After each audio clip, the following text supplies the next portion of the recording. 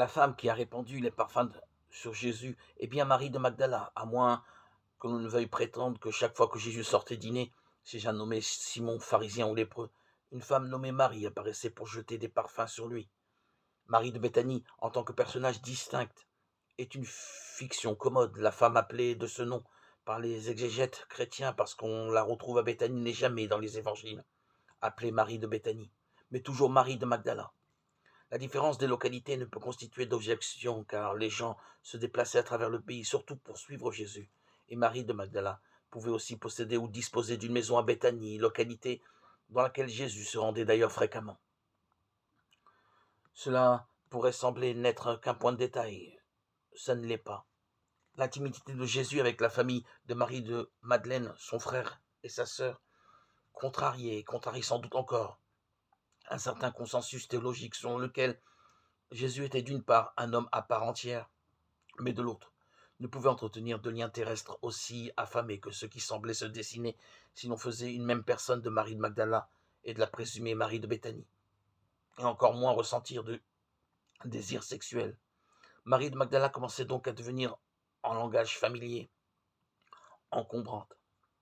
Certains fidèles n'auraient pas manqué de se poser des questions sur ses liens avec Jésus, d'où l'intérêt de diluer les rapports de Jésus entre autant de Marie que possible.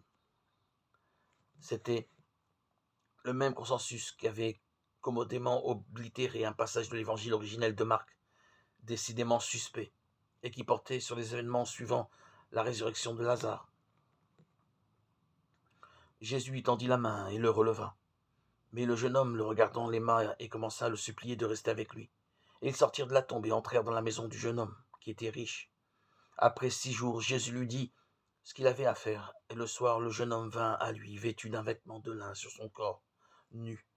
Et Jésus resta avec lui cette nuit, car il lui enseigna le mystère du royaume de Dieu.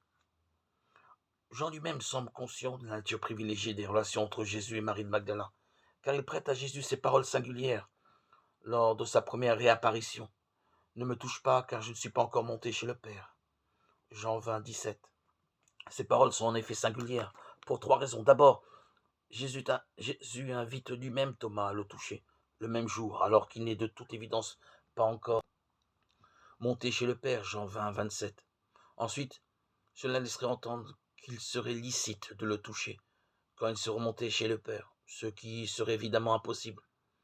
Enfin, Jésus n'a-t-il pas dit au bon larron alors qu'il était sur la croix, « Ce soir, tu seras avec moi au ciel » Luc 23, 43. Cela signifierait à l'évidence qu'il était déjà monté chez le Père. Donc, son admonition à Marie le contredit lui-même.